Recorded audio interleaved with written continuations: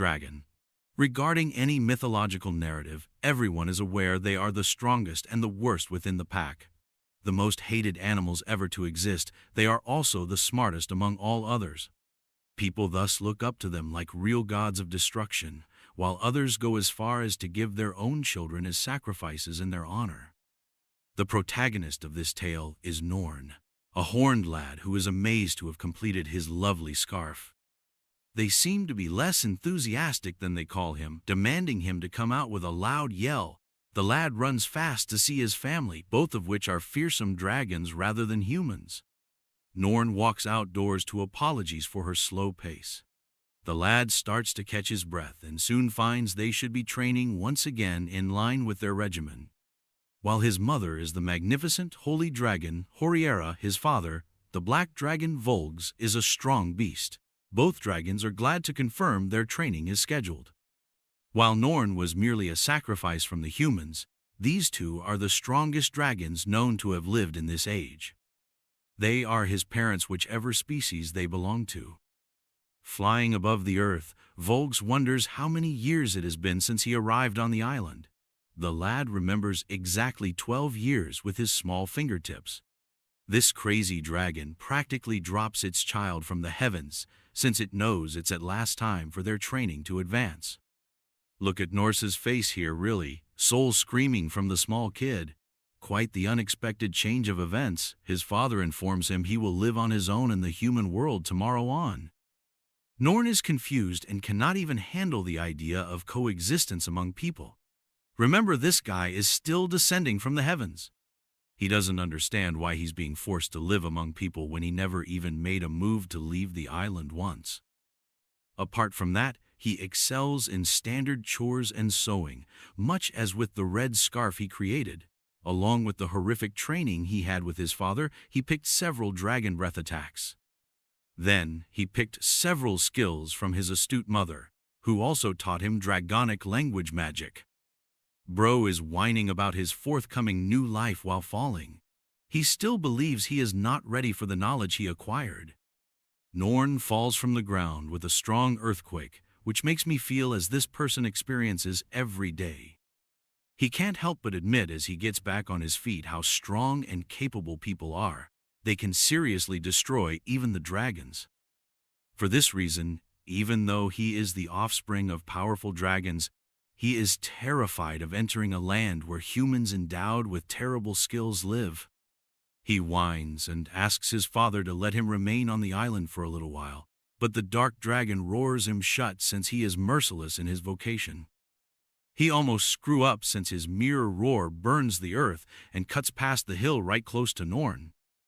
Vold's motives with the human child are based on how humans finally lets their offsprings develop into adults by separating from their parents.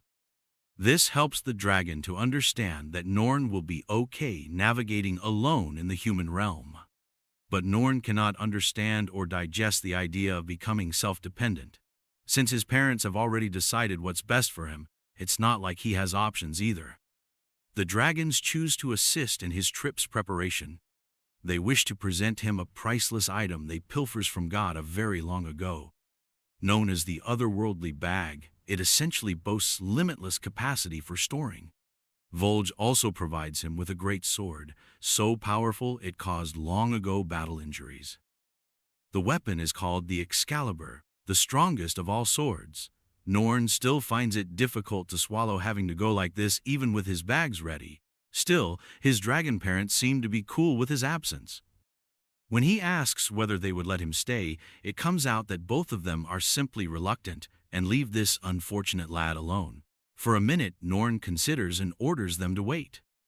To show his parents gratitude for the way they have handled him, he returns with a lovely red scarf he created for them. Apart from a beautiful smile, he has nothing else to offer except thanks for raising him and looking after him over all these years. His gift combined with the lad's honest countenance is sufficient to cause the dragons to start crying. They also owe their son much thanks. Still, Volg believes it's insufficient since goodwill won't be sufficient against the human condition. With strength, tenacity, cunningness, and dread, mankind is mightier than the dragons. basically everything that would cause Norn to wet his pants. Along with keeping in line the evil dragons, the dragons yearn for him to grow into a man able of confronting the evil humans. To become a man of enormous capacities, they hope he develops the kind of strength needed. However, if anything, those expectations scare this small needle stick. He promises to perform his best regardless of how difficult it could be. His parents see him off from distance as he is leaving on his own and wish him well despite their emotions. Volg's regrets regarding Norn's lack of confidence in his ability surface as he is traveling ahead. While the dragons are worried whether he would be able to survive on his own, Norn is swarming around while his mother questions whether they have been too harsh and disciplining. Volg shows his own concerns about his child, but let's be honest, why would they send him if they were so concerned about it? Still, Norn is split but finally embraces his fate. Overcoming his worries, he falls down a precipice and chooses to enter the human realm. He remembers the several times he has battled frightening beasts in the forest, but now he has to abandon everything. Traversing in the woodland, particularly when one monster stomps its foot from behind, shocking him, the young lad is afraid for his life. Turns out that there are several ugly-looking behemoths waiting to devour the young lad. Reduced to a pitiful sight, Norn bolts for his life. He avoids a column of fire and recalls how he has been attacked by the same animals an unbounded frequency. Though they were trying to murder him, these terrible beasts were the closest thing he knew as friends. Finding the creatures all collected today puzzles Norn. He gets a flash insight as a fighting ox swings from behind. One hand of this incredibly strong human blocks its great swing. That his supposedly friends came to see him off and said farewell makes Norn happy. He appreciates them while the monsters remain shocked from his superhuman might. Norn feels bad and chooses to hug everyone farewell. With his command of dragon language magic, Norn employs telekinesis to rip the ground apart, so this hug is unlike anything one would wish for. Turning on the arm of the earth dragon, Norn starts fight. The scene runs over to his parents. Both dragons rely on his strength and think that their child will grow to be so strong that Norn will outshine even the most strongest of dragons. The lad has sharp dirt gauntlets on his small arms. Now that he can reach every monster for a joyful hug, he can embrace them, although he is terrified of the difficulties he will face. Norn perceives the war oxes reaching for his head and grabbing action as a sign of love and affection. Though he considers these creatures as buddies, it is quite terrible how they are trying to murder him. He hugs them with his enormous ass arms and knocks them all out in great enthusiasm. Norn crashes out since he understands he may have gone a bit too strong. He then carries on walking. Then he goes up to console the terrified and shaking children of the monsters. To those small, little youngsters, however, he is a monster, especially given he has just defeated their family among many others. The wild bull charges ahead, warning that the hazardous human would harm her offspring. Norn feels its indignation and understands what is generating it. He sees the children no differently than himself, since the dragons valued him also. This tiny man generates a really excellent concept. He believes that having someone else guard and take care of his worries about living alone will help him to overcome them. Norn is now considering locating himself a really strong human, someone capable of looking after him. Considering his fresh plan, Norn is quite sure he can really execute it and make things go in his advantage. The confused monster looks at him as he is leaving. Believing he should go ahead and find the strongest and most capable human in the whole planet and see how they stack up to him, Norn flocks in the jungle. Though nobody is blocking him from accomplishing that objective in his own way, the first focus of becoming a great man like his parents hoped is still thinking about his objective, the youngster decides at last. Grinning broadly, he says he will seek cover under someone even more powerful than his dragonic parents. Norn looks extensively and deeply for the human realm. Traveling to the human world will only take him half a day. Running like the Flash and eager to meet the strongest human in the world, Norn then starts pedaling his feet on water.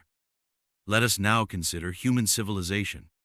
There, in cold blood, A pink-haired warrior has recently viciously killed a dragon. Norn eventually steps on human land after accelerating across the seas. Seeing people busy the metropolis around him, Norn fervently declares his mark in the human realm. Still driven to discover a person even more strong than his parents, he is focused on his target. With them, Norn will grow even more robust than before. Still, a depressing note emerges. He simply doesn't know what kind of individual might be categorized as strong or powerful human. There are indeed plenty of people around them. Now Norn believes that from their struggles, any person he chooses must have a quite powerful and sturdy body. Still, it doesn't clear his destination for looking for these guys. A shopkeeper grandma calls out for the lad just then and asks whether he is running errands. Namingly declines, Norn says he's looking for a strong human. The grandson's audacity to speak something out in the open really impresses the granny. She is ready to throw him a lot of delicious bread for 3 silver pieces, as she has a heart. Norn starts to salivate and buys right away. This small man whips out so much gold from his bag that it almost causes the elderly woman a heart attack, as he knows nothing about the value of the national money. The folks around him find great interest in his gold coin possession.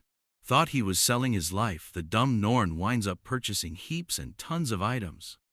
Although the man has been being ripped off by everyone, he believes that the others are being friendly. Norn apologies for running across a man. As it turns out, these are a bunch of lunatics unable to even glance at the fact Norn is carrying tons of food. They would like a bit of the pie. The lad observes and waits on the matter. Realizing he's made a mistake, he develops mistrust of them since he feels their negative energy. Knowing they are similarly muscular, Norn worries they are too strong for him to control. But all of a sudden this brings him various kinds of delight. Recall his choice of muscular men as his model for robust humans? Now this moron is trying to hand these two some of the bread since he believes these are the persons he might be seeking for and is stupid.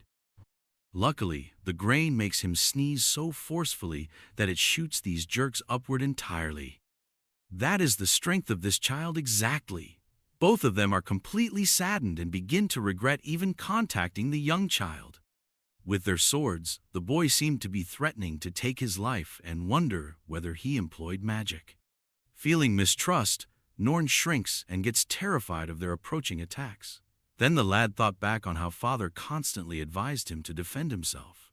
Norn plucked his will to launch a hand-based strike. A few seconds later, the scene is covered in ice blocks.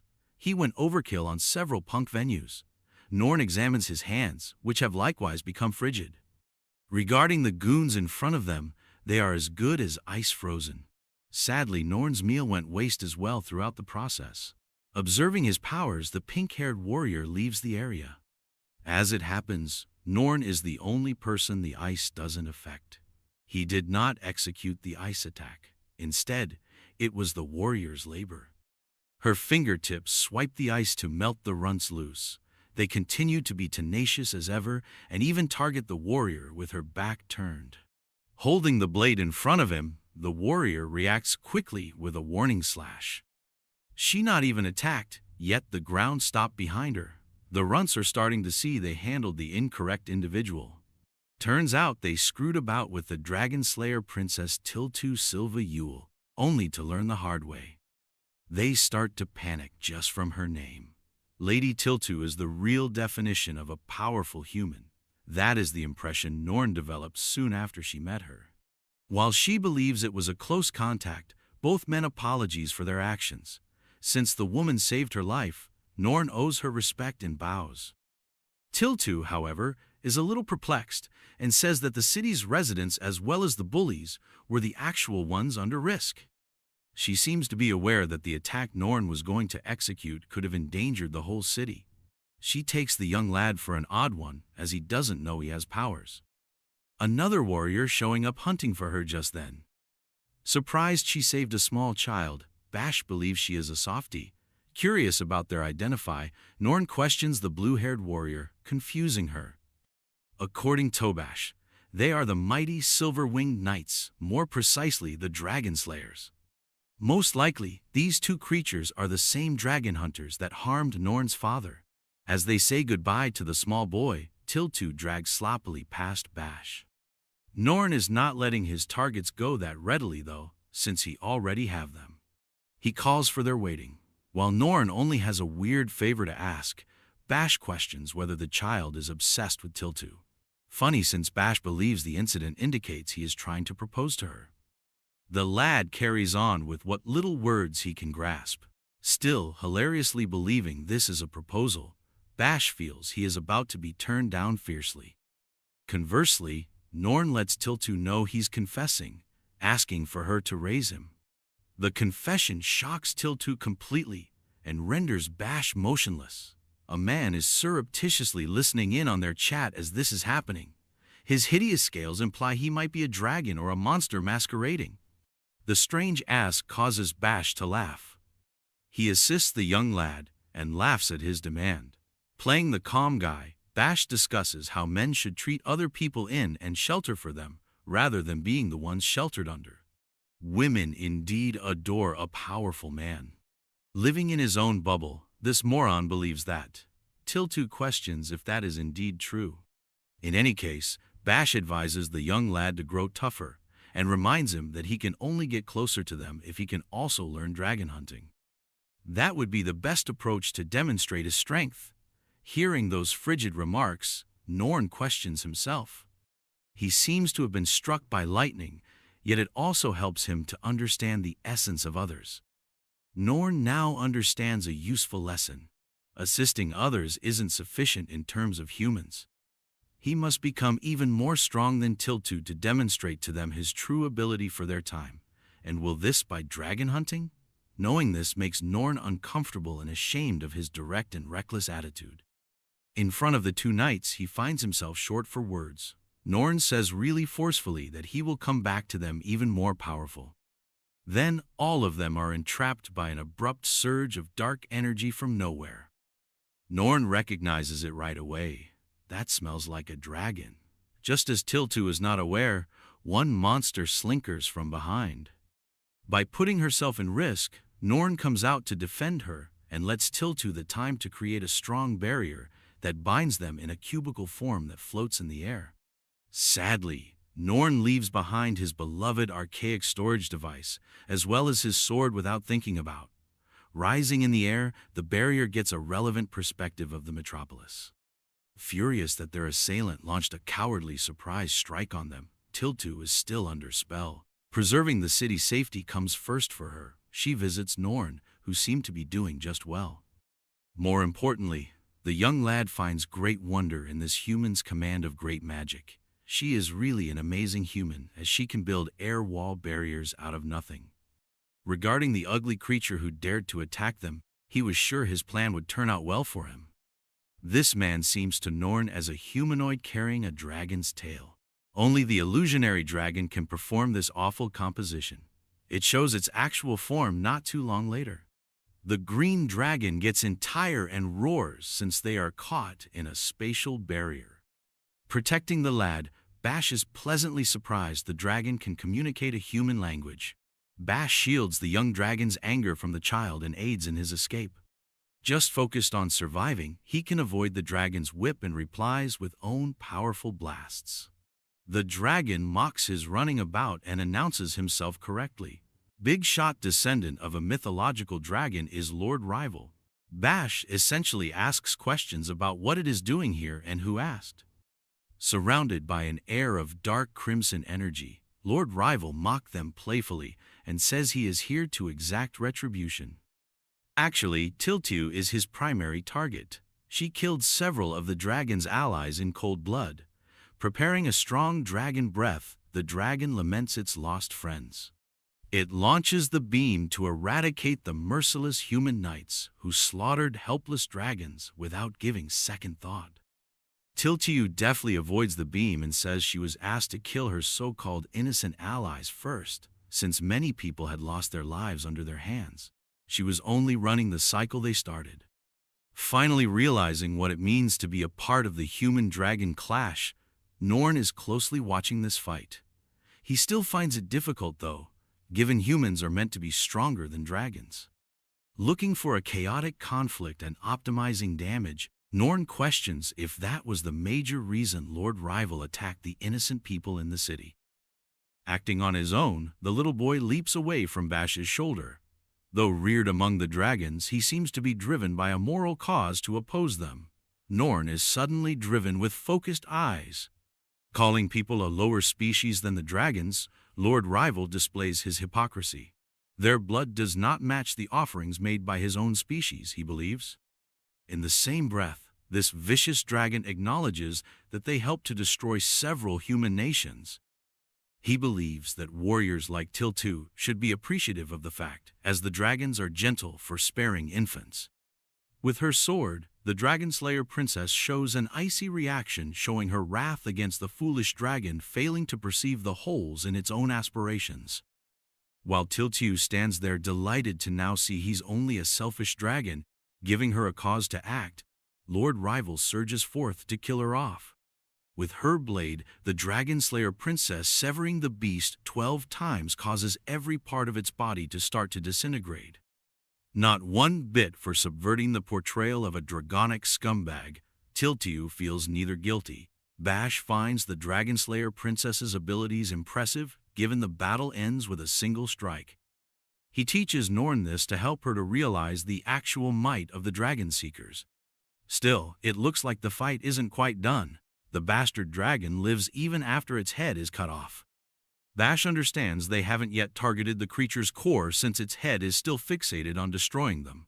Though unusual as Norn is ahead of them, they instruct her to get behind. Remind him to keep within reason. The blue-haired knight reminds him to stop him. But Norn's wrath and resentment are so strong that his aura alone would send Bash off. Driven with wrath, he stands before the dragon's head, still yelling insults.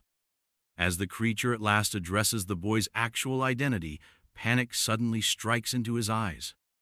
Norn shows his taste of his power by laying his fingers close to the beast. Realizing he is facing the same might as the strongest dragon among even the dragon clan itself, the terrible dragon dies from the fright. It is the power of the dark dragon racing throughout the child's body. The dragon asks for his strength since it understands that this lad is related to the other dragons. After all, they will be able to slay the knights safely having him on their side. But Norn just embraces the dragon's face instead of showing it a graphic death. Things seem to be running smoothly for now. With his superhuman force, Norn shocks Tiltu and Bash till he slaps him with a tremendously strong strike. The hit left marks on his face. Even the dragon is startled. Not sure why he's doing this, the dragon asks, unable to talk. Norn responds that he believes it inappropriate to harass weak people. His moral sense prompts him to always defend the less fortunate people than him. To the bloodthirsty dragon, of course, it sounds nonsense. Believing he has no place for forgiveness when the dragon arrived here, especially targeting the helpless human children as well as the old, Norn raises his hand to ready a last assault.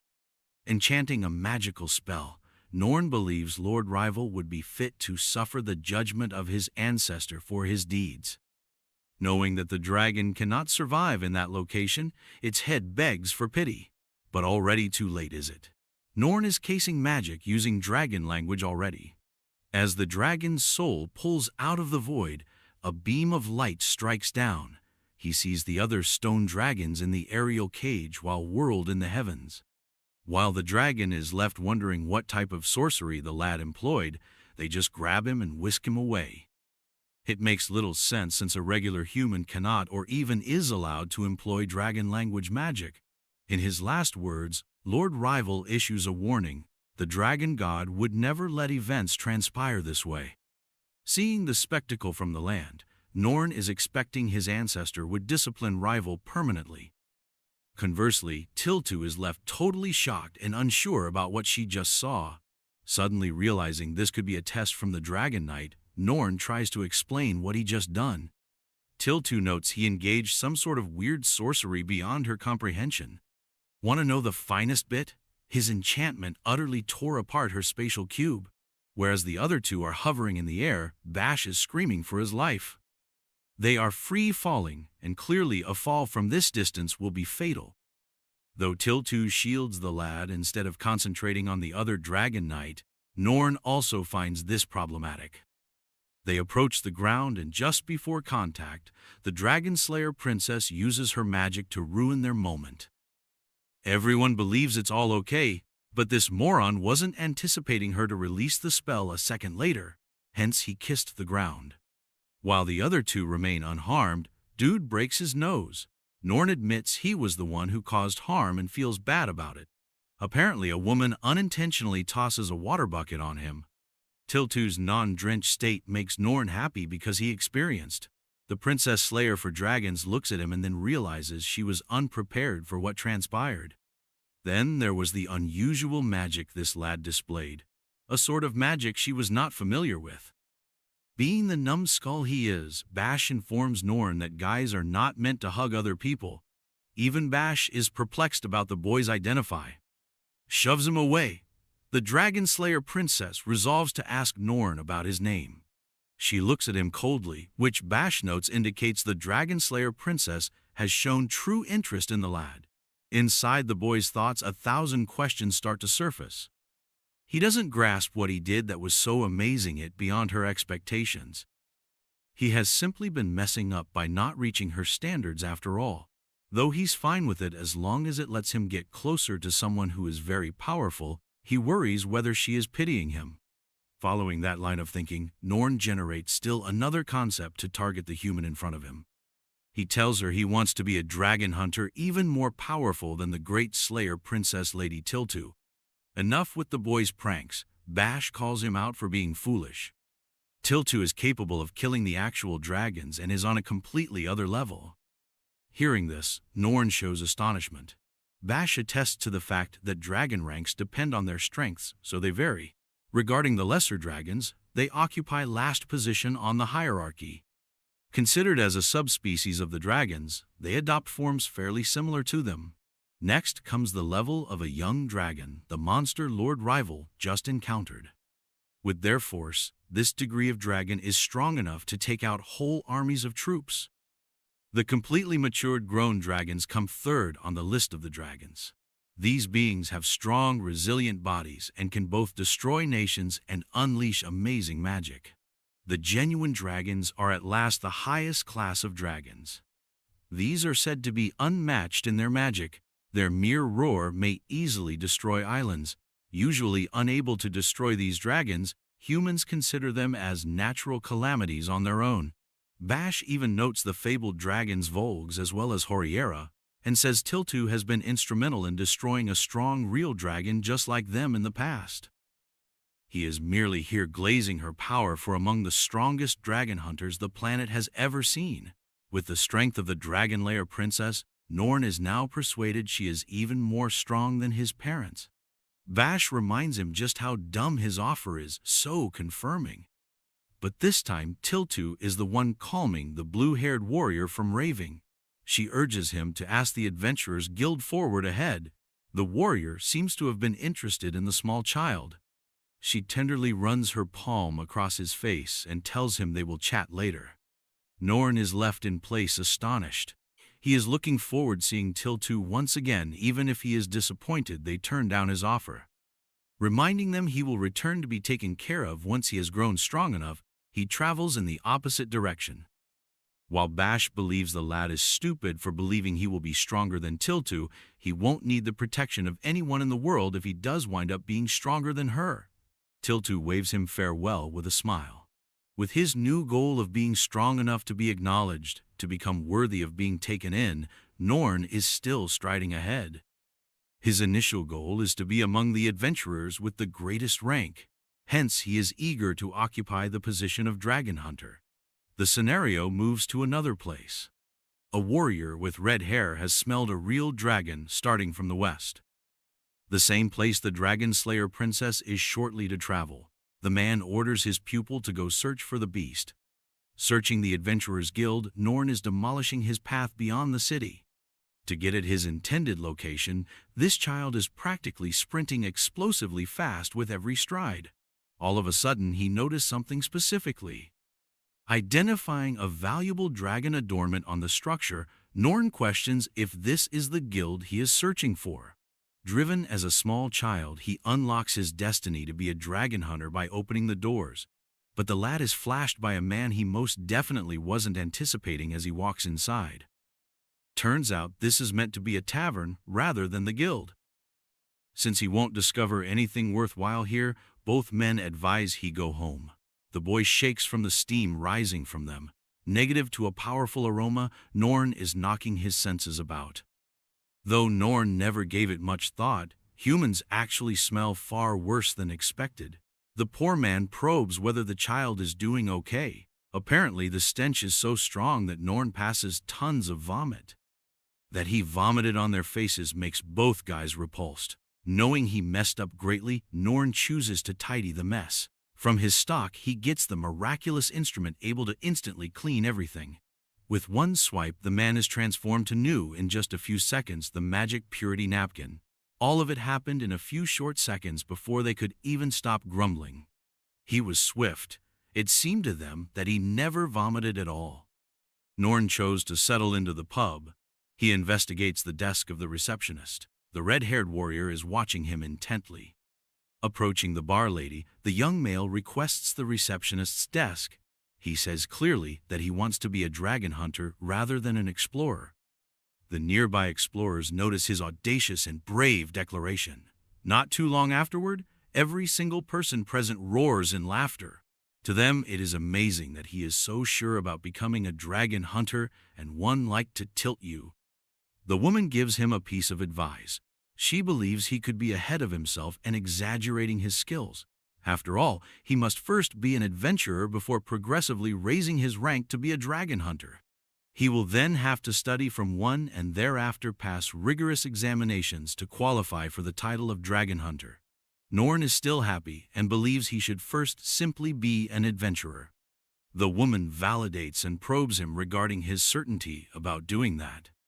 Norn offers him a paperwork to complete his details once she finds out he wants to go for the job. The woman is frightened that this child might simply die as he is contently completing the paperwork. One fighter beckons the lad from behind right as he is finishing the form. The red-haired warrior asks whether he truly wants to hunt dragons like Tilt Yu. The man offers him a lifetime to be his disciple as he will equip the lad to be as powerful as her. Everyone, even Norn herself, finds Gurud's generous gift too unexpected. From here, this man is a steaming powerhouse to be reckoned with, wielding a gigantic sword on his back and the ideal brooding figure, and Norn agrees. Therefore, there is 100% probability he will definitely become a dragon hunter and fulfill his dream if he accepts his offer to be his apprentice. Then he will accompany other dragon hunters like Tilt Yu. The lad respectfully turns himself in to Gurud. Though this man might be a big-shot dragon hunter, the receptionist lady has to advise him he is not in service right now. Gurud most likely says he's strong enough to not need to start job hunting. More importantly, this same man is in charge of teaching Tilt Yu, which excites the young lad hoping in her shoes as well. Since Gurud departed Tilt Yu to go on his own path, some people feel resentment toward him. But Gurud is in the mood to demonstrate Norn his actual ability and tosses a stone in the air. The stone is quickly chopped cleanly with his weapon. Though it seems like a small accomplishment, Norn says Gurud hit the target with divine accuracy. Neither could Norn have done personally. Gurud seems to be a one-trick pony with his demonstrations, hence the woman is bored to death. That doesn't matter though, since before he can complete his sentence, Norn is already ready to be the pupil of the retired dragon hunter. Having at last discovered himself a mentor, the lad hangs around in happiness. Gurud, though, seems to have personal goals. Not mentioning the heaps of money he had on hand, he asked the lad for the miraculous equipment he carries in his arsenal. She grants him 1 week. Gurud clarifies that she is talking about 1 last week left till his qualification as the dragon hunter would be revoked. He should thus pursue a dragon, else he will lose his unique position. Though this is the only reasonable approach to handle Gurud, he is terrified to learn of it. Since Gurud's mission is to hunt a dragon throughout a week, he understands he is caught in some actual peril. Realizing the work is difficult as they won't be able to locate a dragon in that period, he desponders in melancholy. The woman decides to provide a little favor after calling him miserable for his behavior. She could be able to help him search for some dragon sightings since she knows of a lead on them. Although it's very recent, there have been some accounts of dead people roaming a nearby town yelling cries of suffering. They are merely like zombies in agonizing suffering. Word has claimed that a unique dragon causes it since winged monster sightings have been reported on the shadow. The lady believes there may be a connection even though these two stories seem to be different. She thinks he'll flunk the case and has little confidence in this lazy fart, nevertheless. But Garud has no choice, hence he is ready to rumble. He is prepared to track the dragon back. The lad met his first teacher this way. Garud shockingly says he is not the one going to hunt the creature. He passes on the task to his newest pupil. Garud wonders why he's so fascinated in becoming a dragon hunter, out of course since children shouldn't have such high ambitions.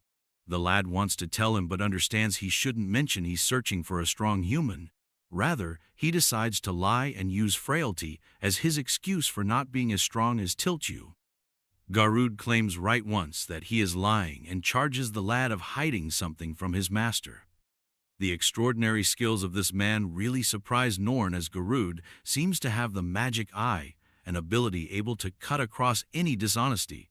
Norn is impressed without a justification left and chooses to tell the truth. Garud has changed his mind, though, and wants the indifferent youngster to be comfortable. He couldn't be more mistaken. The man believes he most likely enjoys Tilchu's attractive appearance or anything. Norn regards this man as someone with an open and sensitive heart for the emotions of others. Norn questions his master about their mission, that of immediately searching for the dragon. The man advises him that since they should start with a strategy meeting, back off. Rushing the procedure has no purpose. Visit his master's house excites Norn. When the lad finds Garud possesses a mansion, he is completely mute. Still, the funniest element comes right next. As it happens, Garud resides in a modest house right close to the estate. The expectations of the tiny kid collapsed right away. Inside, Garud has maintained a filthy mess of a dwelling. That his master lacks a mansion to himself shocks Norn. Garud openly informs the lad that money means nothing to a man's power and chooses to use this as a very crucial lesson for him. Retired dragon hunter fired, assigned the lad his first mission. Norn is eager and ready to ruckle. His first chore is to clean the entire house. The lad uses his miraculous napkin in a few short seconds. Hunting for some food comes second, but because this lad dumps a fuck-ton of food from his bag, there are no issues in that area. His amazing agility surprises this sleazy dragon hunter. To enable him to evaluate his movement, he orders Norn to move about a bit. With his lightning-quick speed and literally soars in the heavens with his wings, Norn goes all Dragon Ball Z. This is a dilemma. Garud's resting bitch face suffices to show this. Joyful to have his master's assessment on his performance, Norn falls with his wings. Garud struggles greatly in trying to articulate this. Dude attempts to minimize the kid's outstanding accomplishment since he needs a cigar. He makes use of every cell in his body not in order to compliment him. Garud probes where he came from, then spits out his blasted drink when Norn says he comes from the Goliath Island. Garud is literally persisting through gunshots right now. That island is also Horiera, and the same location the fabled dragon hunter Valzar confronted the dark dragon Volgs. Norn blurts out that he is their child, in fact.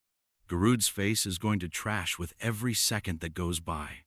After hearing the ridiculous comments come out of the boy's mouth, he finds he cannot remain composed. After all, it is incomprehensible that the child's parents are the strongest dragons in the planet. It's not entirely implausible for Garud to believe, though, when he discovers Valzar's famous holy weapon, the Excalibur, and Norn's out-of-world powers.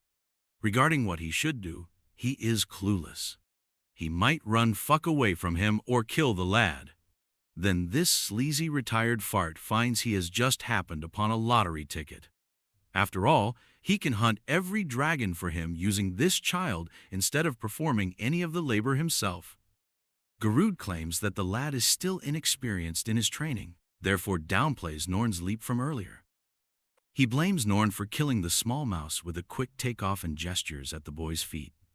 "Rest in peace, Mr. Mouse. You will be sorely missed." Although Garud advises him he lacks great control of his strength, he can assist the lad reach it. Trapped by his words, Norn pleads for his master's favor in search of his direction. This redhead bastard desired exactly what he needed, as he will seek dragons wherever using the lad. In this sense, this morons will be able to enjoy the current riches in addition to settle his debt. Let us now also change to a new location, one more violent scene. Just begging for the last bits of his life, an innocent guy has been horrifically killed. Still, his opponent is a man of principles. Furthermore, the man is more than ready to pay for 10 gold pieces by selling his organs since he owed him those coins. As he gathers the man's heart in his store full of them. What a terrifying image this presents. Selling the organs acquired will help this scumbag to enjoy his business. Although the man understands he is close to death, it turns out he is even more of a nasty villain than I would have imagined. Every time he lops his organs, he is ready to heal this man. He does this to keep the man suffering ceaselessly. How terrifying it is that the man's organs have been rebuilt with a little touch of fingertips. We witness several various hostages in the same circumstances as the scene finishes. Blood flowed on the ground, all of them yearning death to be released. Nevertheless, this crazy bastard chooses to share some fresh brand new facts with the crew since he has no stopping intentions. He presents a picture of Norn, a recent immigrant with far too much gold on hand. Everyone is aware the lad started working for Garud.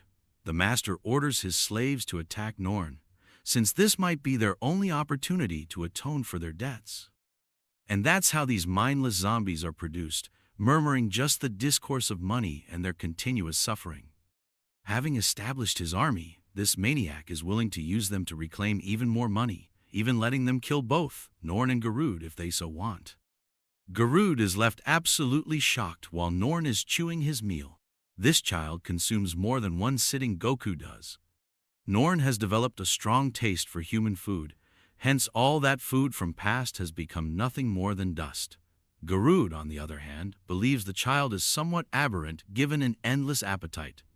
He's sure the child could defeat dragons.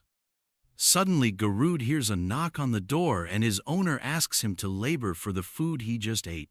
While Garud is wary who might be approaching them at this hour, Norn is not sure what is happening. Garud warns the naive small lad dumbly approaching the door. Abruptly, the door opens to an enraged fellow hunter seeking Garud. It turns out that these folks are coming for their payment in kind, and the ones the jobless sword clown received debts from. The strong rumors of his apprentice Norn also drew them here. "Where the lad is?" they ask. Garud regretfully must gesture to the door to demonstrate to them that they are actually stepping on that child. The man grabs poor Norn since he believes he has a ticket allowing him to retrieve his money. Shaking the small child, he hopes some coins would fly out. Norn is now seeing how this is the second kind of a heist. He is becoming understanding that human avarice drives behavior motivated by money. As they get financially strapped, Norn is thrown aside. Garud labels them as a lot of loan sharks, yet I cannot blame them either. Following borrowing anything, one returns it in kind, he tells Norn. The lad agrees as the exchange should be fair. Pointing to the imbeciles, the dragon hunter creates an example from them. They always expect customers to refund the money with far too much interest, according to him. Hearing this shocks Norn, but it turns out these guys known as the corrupt lenders who are solely looking for impoverished individuals like Garud with. The power of compound interest. Garud gains Norn's backing as he believes they are the worst individuals. There are as he acts as though he is the one experiencing inconvenience from them. Since they are believed to be evil people, Garud encourages the young lad to go on and get rid of the fools in front of him. However, the lad believes he is far too weak for strong humans, so he is afraid of what he just heard. This child lacks knowledge of OP he is. Garud tells him to simply run a challenging trial and plays him like a fiddle. The youngster wants to make sure he stays away from striking the people. Garud's hiding like a damn princess, putting this child to the front lines. He tells the lad not to strike since Norn might really end up killing these folks should he attack them. The battle about to start. The three guys are done fiddling around and won't even stop to beat up a youngster. They take affairs seriously and release their weapons. The first blade approaches Norn since the lad reminded himself not to attack them. He is considering a tactic whereby he will seduce his adversary without making contact. The weapon is reaching the lad in this fleeting instant when all of a sudden an idea strikes in his head. He approaches the battle differently since he recalls Garud's advice on moderation of strength. Using a small bit of dragon language magic, the lad launches a fraction of his sky dragon roar attack onto the three foes. But this little breath you are seeing is really a distortion of its actual strength. That little scream releases the power of a beast, swindling one of the men many feet away and creating a large hole in the home. The other two guys are already just staring at each other with the most "what the fuck just occurred" face I have ever seen. Garud is happy to find he did not kill the man when Norn requests his performance report. Though he prefers a softer approach, his master believes he performed well. Now driven with understanding of what he has to do, Norn starts working with the other two scoundrels right away. Only voices of suffering flee the home as both guys are set outside. While Garud is somewhat afraid of his strength, Norn stands there content as he can only be. The lad had never imagined using his might in this way before. He didn't pull any funny tricks as he already knew that Garud's magic eye skill renders him immune to dishonesty. While his master works on the cleanup needed following the mess, Norn feels he has become stronger from today's training. Back for more and imploring them to simply return the money, the leader of the men he just pulled down is, since if they fail, a particular person would really come and murder him for good. He is nearly begging Garud to take back the money since it is so horrible. The jobless dragon hunter argues, despite his motives, he doesn't truly have the means to pay off the loan. In this case, Norn chooses to rise up and assist the impoverished man by passing him many gold pieces from his purse. This indicates the boy has a good heart, if perhaps in a naive manner. Garud is destroyed as he is so rich. Although Norn handed him the gold money, he wants to know what he would do with that much. The man says he's content to simply pay back his personal debts. He would then spend the remaining amount for his family. Norn requests more explanation, thus the man informs him he has money right now to buy toys and food for his family. By means of this interaction, Norn has developed a better awareness of human behavior. The young lad innocuously wonders if people may get their adoration with money as he stands before the desperate man. This strikes the individual really powerfully in his emotions since he is afraid. It's sort of like enlightenment as the lad made him consider what really important money is not it. He chooses to pay back the money and says he is not in shape to see his own son in such manner. He thus wants to pay off his debts personally, then he will provide more time for his family top priority. That excites Norn since she wants the best for him.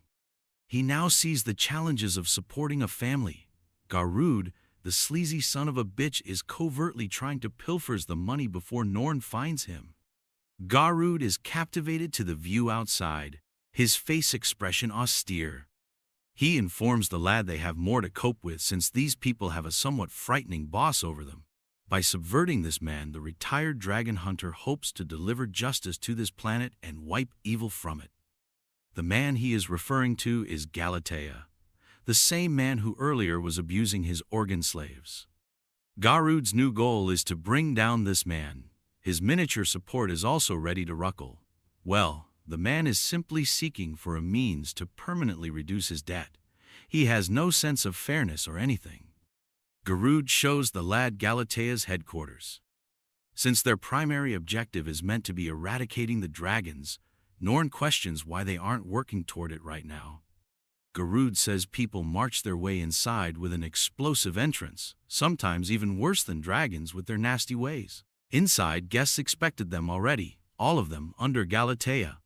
These guys are meant to be their targets, especially Norn, and they know right away.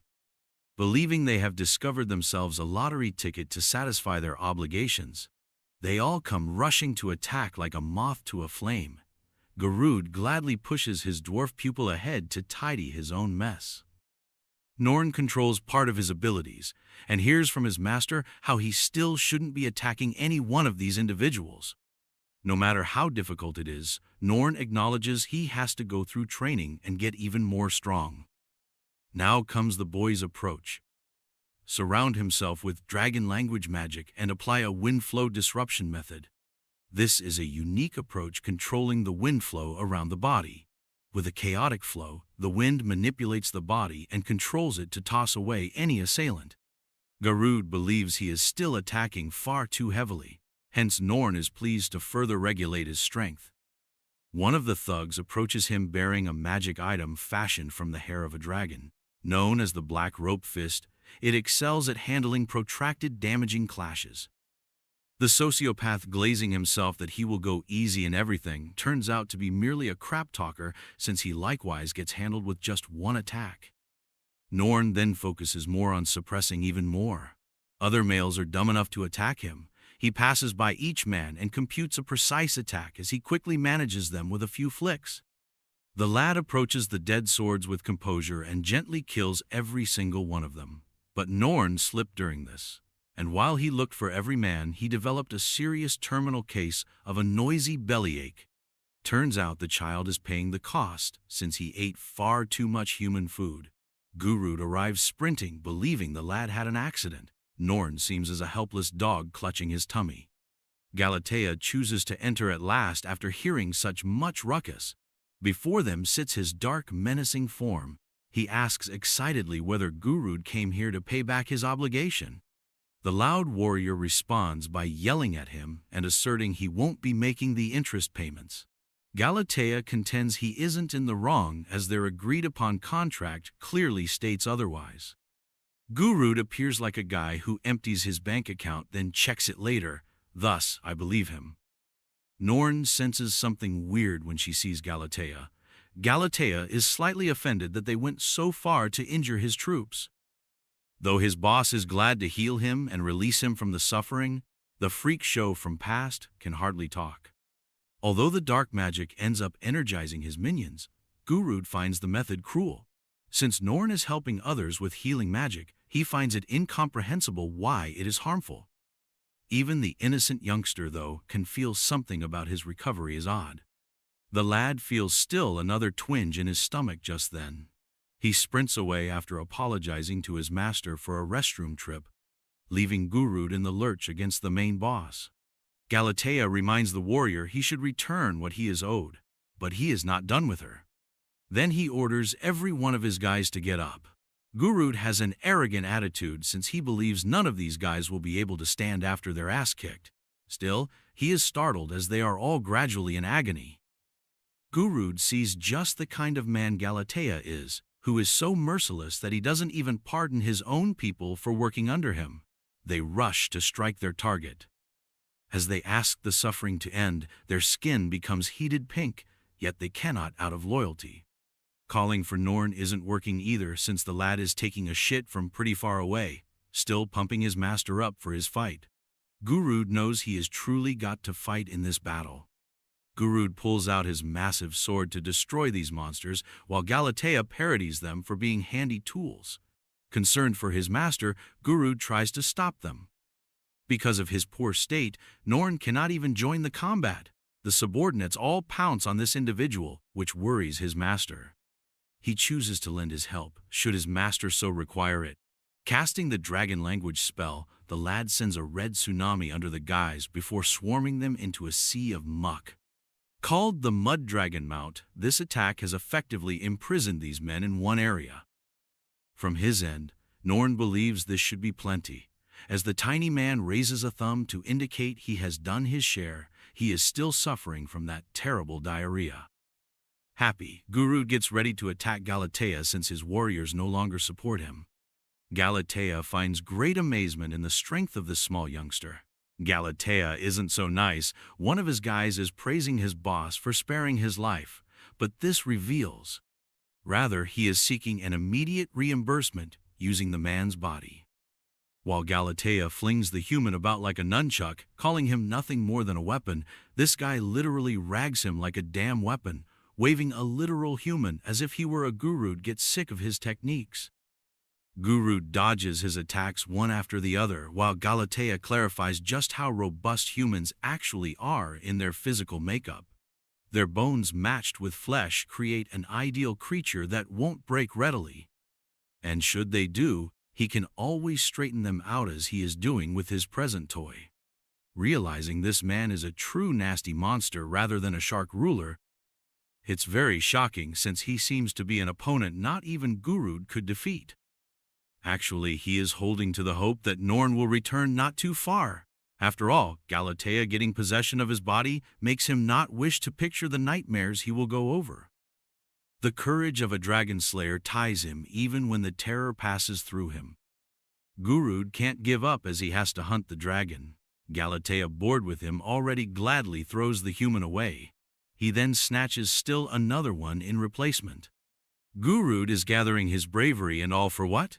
Surprising even Galatea, this man simply bolts like a clown. Guru doesn't give a damn about the human life pleading his aid. He believes they have to answer for themselves by assuming debt and considers them as persons worth less than savings. A flying human approaching at Guru full speed breaks off his hypocritical monologue. Though his brain is telling him to simply dodge whatever, he understands that he would leave the innocent man in far more suffering if he does so. He thereby tanks the whole force of Galatea's onslaught, so sparing the life of the human at great personal risk. Guru releases him as the man thanks his rescuer constantly. Recalling his former years, Guru has rekindled his fighting spirit. Remembering he's a dragon slayer, he takes out his heavy blade with shaking hands and drops it into the earth. While Galatea reacts somewhat weird about this, Norn's stomach is back to normal. He is merely making fun of him for going unconscious, since this dragon slayer is so feeble. Galatea turns on the human for believing they could hunt dragons. He is resolved to rend the weakling of a dragon slayer apart with all might. Norn steps forward with a powered-up fist as he is going to assault him, shoving it straight in Galatea's torso with such much force that he is nuked away. Norn informs Guru he's all good now and still remembers his master in a nice light. Just now, Norn's strike left a hole in the wall, reaching down to down trees in the forest only to absorb the force. Norn discovers they might be in danger as Galatea from far distances casts dragon language magic of her own. Galatea triggers an attack that transforms the nearby humans into stone, hence activating Lizard Eye. Even Norn's body is acting. Galatea states that everybody who comes into touch within his sight is transformed to stone and has shown his whole metamorphosis. Since you are not required to make eye contact, it is essentially an overpowered form of Medusa's spell. Standing before Norn, the stone dragon was the actual source of the unusual aroma she discovered earlier. Norn looks to his master and discovers that this dumb bastard also became turned to stone. It's actually humorous as Norn believes Guru let him get hit on purpose so the lad might have the opportunity to fight instead of him. The stone dragon snatches him away with a strong assault as he is thanking his lord. Galatea pushes himself to apply dragon language magic since he believes he is really strong for a human. Regarding Galatea's subordinates, some of them find great terror in his actual face. Though this nasty dragon isn't playing around, they hope he will cure the petrification enchantment. Believing they are all useless to him anyway, he breaks their bodies. Norn is still offline as this is happening. Hearing the cries of the people, he wonders Galatea why she is causing so much suffering to his friends. The vicious stone dragon couldn't give a damn about his opinions. He labels the lad naive, always believing that a dragon like him could never embrace a lower-level creature. To him, they are essentially ants. Now, Norn realizes as Galatea charges him once more for attack. He has been intending to ask the youngster a question about the current gossip of a lad reared by fabled dragons. His fist makes contact with Norn's face, since he believes their expression of compassion for the human youngster has only been a show of their pet mindset. The lad breaks down what he just heard instead of paying attention to the bodily suffering from the punch. Galatea knocks him down once more, reminding the lad that his parents adopted him in response to their own personal need because they simply sought a pet to play with. He also believes that the dragons threw him as their infatuation with him finally faded as he grew up. Those very ideas contradict Norn's mental state when he looks back on the past. The stone dragon keeps hammering the lad with his strong punches and drastically alters Norn's perspective of the tale. Norn is grounded and vanquished by now. The stone dragon walks away and hardly wants to strike him the death blow. Galatea gets enraged and ready to kill Norn for good when he stands up once more though. Galatea advances to finish off Norn, releasing a fierce punch driven by her belief of the dragon's supremacy. This time though, something occurs. The lad blocks the onslaught, demanding that the shy dragon close his quiet lips. We witness an enraged Norn for the first time, and when he punches, it just takes one to drive the dragon off. Galatea finds it strange that he is surrounded in an odd magic barrier. The barrier sent him flying forward with uncontrollably strong speed. Galatea now decides to give blocking with his body first priority as he truly lacks a means of dodging. Conversely, enraged, Norn gets ready for a crushing blow and launches it screaming with full force. Having absorbed the quite strong punch, the stone dragon falls to the ground. The stone dragon roars in suffering as it lays defeated. Enough force from Norn's past attack destroyed its armor. The boy's shockingly superhuman power perplexes Galatea to the point she starts to doubt her own existence. Reacting, Norn shamefully grips the dragon's face and says he is the offspring of the actual dragons Vogels and Horiera. Galatea tries to make fun of Norn as he understands he's the pet they brought. But this child is no more playing around. He obliterates the head of the stone dragon by slamming a fist in its face. Galatea finds the disclosure interesting and she counters by giving the lad a fist in his gut. This monster simply won't sink. After Galatea put everything into his blow, Norn is launched flying. The lad's physical prowess and skills, which could only come from dragons, really excite him. The stone dragon regenerating its head supercharges into the air in the meantime. The monster initiates its petrification capacity when most of its head regenerates, therefore driving Norn into defense. Galatea cautions the lad that, in terms of conquering dragons, he still has much to learn and is only a human. Regretfully for the young marvel, he has turned into stone, much to Galatea's delight. Once more telling the youngster that he is nothing more than a toy, the stone dragon is back to its full vigor and boldly declares the differences between people and dragons. The lad hears those terrible words, resounding once more and once more. Galatea says he will be remembered as a dragon toy and will be destroyed upon he touches the ground. Norn comes to see he is really nothing more than a pet instead of resisting reality. He remembers his times with his folks. Things are looking terrible for Norn as his descent gets more and more profound. But the lad suddenly has a flash insight.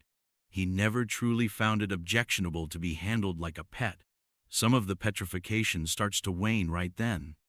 Norn carries on his old belief, verifying that his parents still adore him even though they belong different species. That is indisputable truth, or so the lad wishes to believe. Right then, Norn's body falls to the ground, and Galatea questions whether he has at last slain the relentless human, since he was essentially an immobile monument. Then, much to his surprise, the stone dragon is baffled to discover that his fancy hero landed and survived the crash at last second. The lad has also opened his wings. Now he is able to draw on the heavy armaments. Norn focuses his energies across the wind and turns dragon language magic on active state. His amazing speed in the heavens shocks Galatea and assists him so brilliantly fast, reminding the beast he learned every single technique from his parents.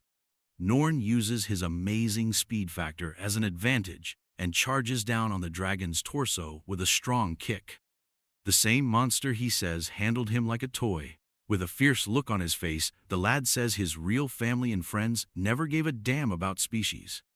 Galatea is now brutally downing and furiously lashing out in return. For the lad, his words carry a terrible memory. Galatea was deserted by his own kind, the dragons, you see. Furious that he lacks family or friends of his own, unlike Norn who acquired them despite being a human, he pulls out his razor claws and starts slicing down Norn's body. The lad wonders in his history instead of deciding to react with an attack. Galatea tells him he was the tiniest of the stone dragons in his early years. For that modest reason, something which sounds insignificant, this demanding family left their own and flew before his eyes. Left on his own, the little dragon was abandoned with no one left to defend him and was bullied by far tougher creatures. Then Galatea realized that money was different even though his family and friends betrayed him. The coin never betrayed him.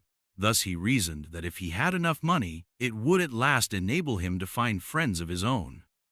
For Galatea, his life revolves on money since it is the instrument of his redemption. Galatea obviously lacks sense of reason and laughs like a crazy dragon. Norn pauses to consider the background of the dragon, realizing how Galatea has long been on her own and has struggled with loneliness. Returning to their battle, the stone dragon gets ready to fire its most powerful magic assault in order to permanently terminate Norn this time. Singing dragon tongue magic, the beast released the arm of the monster. As his arm changes 10 times its natural size, it reflects what his name suggests. Argent in his blow, the stone dragon thinks Norn cannot bear this degree of an onslaught. He begs that this one attack will be sufficient to permanently take down Norn, therefore putting everything into it. The dragon pauses then, though, when he sees the small child hovering without answering. Tears drip down his face. Norn has lately gone through depression. Having learned about the terrible life of the stone dragon, he is grieving for it. Though he is still perplexed why the youngster is crying when he is rushing to murder him, Galatea decides to commit to his attack despite his past doubt. With barely able to talk, the lad cleans his tears and says the young dragon must have endured so much on his alone without someone looking out for him. Clenching his fist, the lad chooses to act on his own will. He calls Galatea his name and surprisingly raises his arms to hug her. The lad has chosen he will look after the stone dragon going forward, though what really means that Norn is ready to tend to the stone dragon? Galatea's mind is exactly running with it, since he cannot accept the idea of a poor person tending to a dragon. Galatea slams his Godzilla-sized hand at the lad. The attack links to produce a beam of light shooting over the heavens. After his attack, the stone dragon is tired, yet even then Norn just stands there looking like an innocent lad, unable to even damage a butterfly if he so desired. Galatea smashes the lad with another forceful punch, unable to feel pitied. After enough with the concept of love, the stone dragon no longer gives it top importance in his existence. He detests being pitied right now and feels less importance from his opponent. Galatea's wrath could be what it is, but as the poor dragon starts to weep, his feelings finally overwhelm him. Norn draws Galatea toward him for an embrace with his earth gauntlets, catching the hand of the monster. Once more shocking the stone dragon is this kind deed. The lad seems depressed, as though he could not do more to support Galatea than embrace her. The stone dragon insists he be released. At last the lad says, affirming that he does in fact pity the dragon since Galatea never learnt how to rely on people for support. It makes sense considering he was abandoned and had to rely on himself ever since he was a young child. Now Norn has opted to be his parent instead, which is extremely fascinating. Norn asks the stone dragon to give him over rule and look after. Galatea pauses and starts to cry as she hears those unbelievable words out of the boy's mouth. The lad underlines that he will guard him no matter what, so providing him with safety in his company. Let's find out Galatea's current perspective. Before him is a human youngster asking to be a parent to a mature dragon. Not one thing about it makes logic, yet the stone dragon cannot refute anything.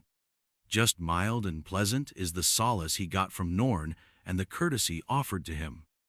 It makes him feel safe, that sort of safe he never experienced. Still, the dragon transforms as he cannot fight Norn. From among the smokes, a smaller dragon appears. Norn notes his shape has changed and understands Galatea has adopted a familiar contract form to meet his need. The young dragon questions if the lad would be glad to be its parent warily. Norn gladly accepts and stresses his consideration while grinning. Galatea decides it's time to bring everything back in balance since she starts to cry. Specifically in relation to the petrification spell on his subordinates, he reverses all of the harm and turmoil with one spell. He even goes so far as to rebuild their limbs, therefore enabling complete regeneration on any injured human. Gurud is the same. The petrified magic releases from his body lets him breathe once more. Looking for a comment on his battle against Galatea, the lad arrives hurrying to the dragon hunter. But this redhead moron can't help but note Galatea's tiny state, as well as how everyone around them has recovered from petrification. Every response points to one. Gurud is happy with his pupil since Norn was effectively able to defeat the stone dragon. Gurud orders their return for a great feast. Norn is once more competing with Goku over eating back at the crib. The dragon hunter believes that his lottery ticket will simply cause him to get more indebted given his eating habits. Regarding Galatea, he is ready to dissolve the whole group and even gives these fools every last euro he earned. While Gurud is jubilant, Norn believes it to be a hazardous choice, until the lad notes his lord hates pilfers. The man sheds tears to maintain his composure since he knows he simply cannot grab any of the pilfers. It's quite humorous as their conflict has somehow made Norn believe his master is quite overpowered. He wants to be great like Gurud is. Gurud wonders if he went back to the dragon's domain and questions Galatea's location. Norn disputes any such thing and says Galatea is really there next to them. 1 feet inside following a door tap. It's a maid, but the truly funny turn is that this lady is Galatea changing his human look. This guy finally turned into the perfect trap. Norn remarks on his final choice to be a phantom dragonkin. Still, catch this, the plot twist is really different. Galatea has always been a female, as it turns out, but she decided to present as a man to make things handy for her. Her actual name is Garland Tia Barrett. She goes by Latia most of the time. The boy believes the chick should just use her actual name since she is very ashamed to address Norn as her papa. Latia remarks she has something for him. Driven by strong black magic, she shows one of her horns. Latia wants the lad to use this horn as a symbol to boost his dragon hunting credibility. For Gurud and Norn, as it will simplify things, this is great news. For her assistance, Norn pats Latia and is hugged in return. Gurud, meantime, finds it incomprehensible that the stone dragon is behaving suddenly in such different manner. Gurud gladly chooses to see the guild and prove wrong to everyone who questioned his ability once their purpose is clear-cut. Investigating the far northern area, we come at the Fortitude City Grierl. Celebrated with fervor and splendor are talks of the triumphant return of the dragon hunter. Nothing to laugh about. They had just hunted a large gathering of adult dragons. One lad in the throng is clearly delighted for the heroes. They are his idols in some sense. When he finds a chance, the lad yells and asks whether he might grow up to be a dragon hunter like them. One of the hunters personally visits the lad to uplifting words and encouragement. This warrior offers to go with the lad when he reaches of age and shows seductive energy all around him. Back at the Adventurers Guild, the idle adventurers show startled faces. Why is that? It's because the poor dragon hunter Gurud, accompanied with his child apprentice, has returned victorious with his hunt. Starting to ridicule Gurud for failing to finish the mission and returning early out of anxiety, the adventurers start. Little do they realize about what they have achieved. Even the bad drunk from past times teases Norn for following the road of a novice explorer slowly. The woman at the desk reminds Gurud that his license is as good as gone now since she is so sure they failed. She asks the dragon hunter to return the mantle, assuming he failed terribly. The redhead lets Norn deliver him the wrapped horn. The receptionist lady is startled as the dragon's horn she is laying on her desk shows dark energy, indicating it is from a stone dragon. Realizing that not only is it a stone dragon but also an adult one, the rest of the adventurers go mute. At last, Garud breaks his quiet to say he handled all the issues showing up in the neighboring city and even went over and above to subjugate the dragon generating them. That leaves the other adventurers stunned as he doesn't explain anything and plans to go home. An irritated Norn doubles down, exposing his strawberries and stripping this man's clothing utilizing super speed. This child is lovely. The trio leaves the adventurers shocked, walking away as like they have zero fucks to offer or prove to anybody.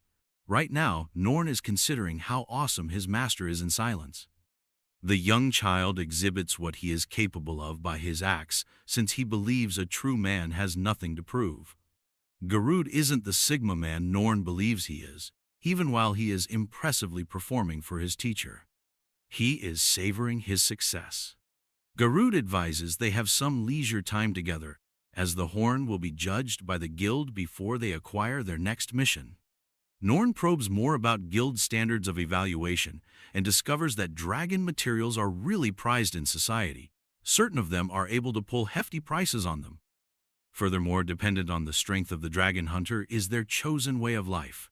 Critically reading this material, Norn discovers that people use dragons exactly like they devour humans. The two species cycle like this. Garud gestures forward to the duo of wealthy dragon hunters. Out among the throng, Norn sees Tiltu and Bash just ahead. The lad gets excited seeing her and is chatting to each other. Given his great interest, Garud urges him to approach the girl. The lad is a little wary that approaching her might make him seem to be a ghostly figure. His lord orders the child to man up and talk to her, not caring and throwing him ahead. When Tiltu sees him sliding up to her, she knows right away the lad as Norn is quite awkward and too nervous to talk. Sitting on a bench, Garud contentedly watches their exchange. Not knowing what to do, Tiltu ends up bringing the child to a restaurant. Norn initially spots a gorgeously designed parfait, which seems to be the place's specialty. Since Tiltu arrived to discover about Norn's first dragon subjection, she wanted to commemorate the occasion.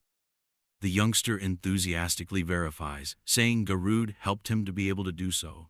He's also thrilled since Garud told him Tiltu trained under him as well. But for some reason the warrior says very little. She shuts down, and Norn asks whether she is okay. The Dragon Slayer princess offers him a contract whereby she would be pleased to reveal the information should he beat her in a contest. But even Norn is aware he lags behind when it comes to surpassing someone with her might. Turns out Tiltu had no reference to sparring or anything else. She fuels his interest about the contest. The final challenge was eating the parfait the fastest. They are both working at it like insane. Norn is simply a beast here, devouring at such speed. Next on schedule is the steakhouse. Though Tiltu isn't backing down either, this child has elephant-like appetite. She is gassing down exactly the same speed as him. They eat fish. Tiltu is still not showing any problems. Norn starts to feel tired when she gets to the noodles. This lady is insane, though. Nothing is stopping her from gorging those noodles. The other hunters, seeing her, start to wonder what kind of child she brought to the restaurant. Tiltu is far more of a gourmand than Norn first realized. He is the one experiencing a sense of approaching limitations. Recalling his father's advice on eating healthily, the lad believes that part of becoming a dragon hunter has to include a black hole for a stomach. Tiltu notes Norn struggling with his noodles clearly. She smiles, then chooses to give up after seeing his struggle even though she could have readily defeated him. That she chose to give up surprises Norn somewhat. Her justification is very amusing. She is on a diet, hence that is absurd. Tiltu confirms that the kind of buddy a lonely person like her needs is a joyful boy like him. Norn thanks her gladly for the dinner. Outside, he's jammed on a bench. Having lost the test, the princess brings him an apple as dessert and chooses to honor her vow. She is eager to discuss anything he is curious about in exchange. Starting with his initial query regarding when she met Garud, Norn asks.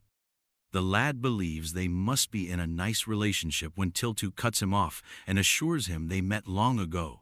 The narrative twist is Garud is really Tiltu's father.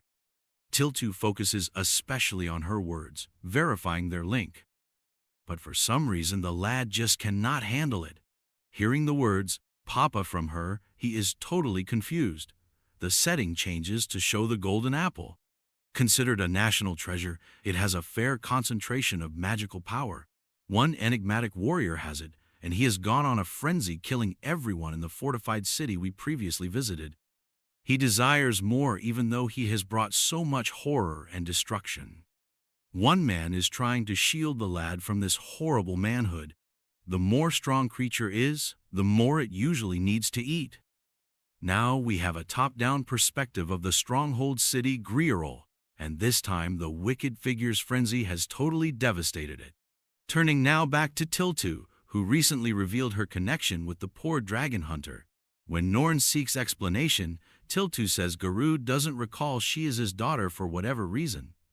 Actually, her parents divorced just before her birth. Regarding her mother, she possessed strong dragon hunting ability. She was not just robust, but also a decent and moral person. Tiltu seems to truly respect her mother's character since she talks about her as a lifetime role model.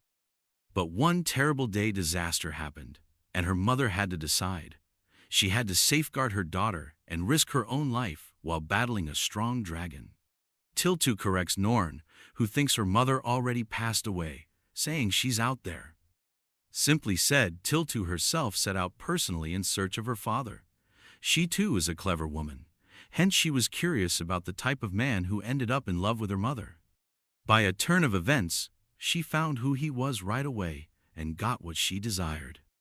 As an adventurer of the guild, her reputation is really quite bad though, which highlights this. She thus made the decision to stop serving as his apprentice. Tiltu underlines that the lad is likely to reach the same end and become ruined if he also does not leave him. For Norn, who honestly didn't consider Garud as a horrible person, this is a fresh insight. So much so that he questions her seriousness and feels conflicted.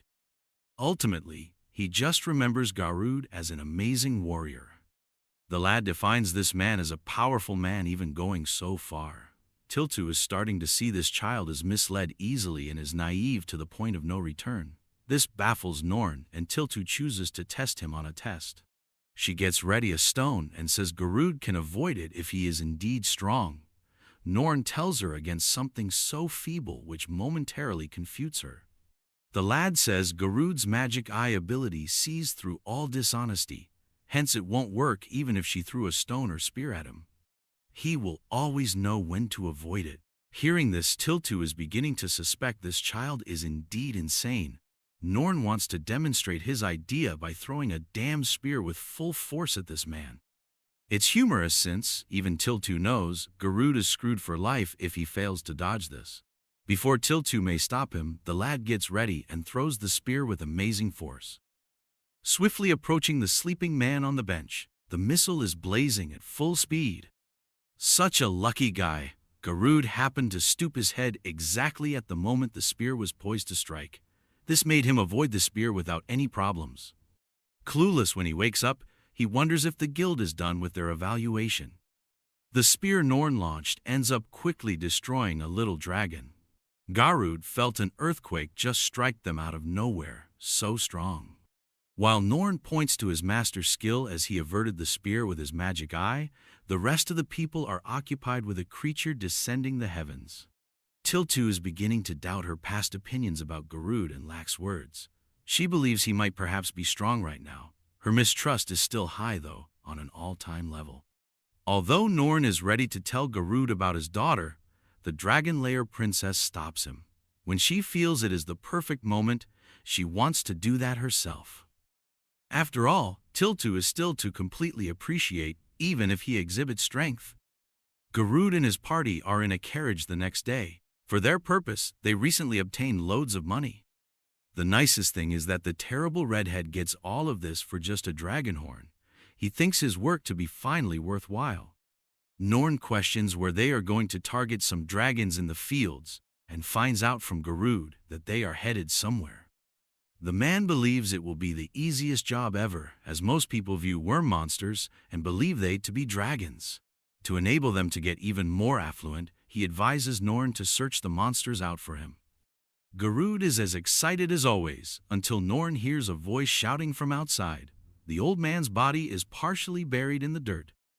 It's an appeal for assistance. Norn saves the man's life right away by fast assisting him.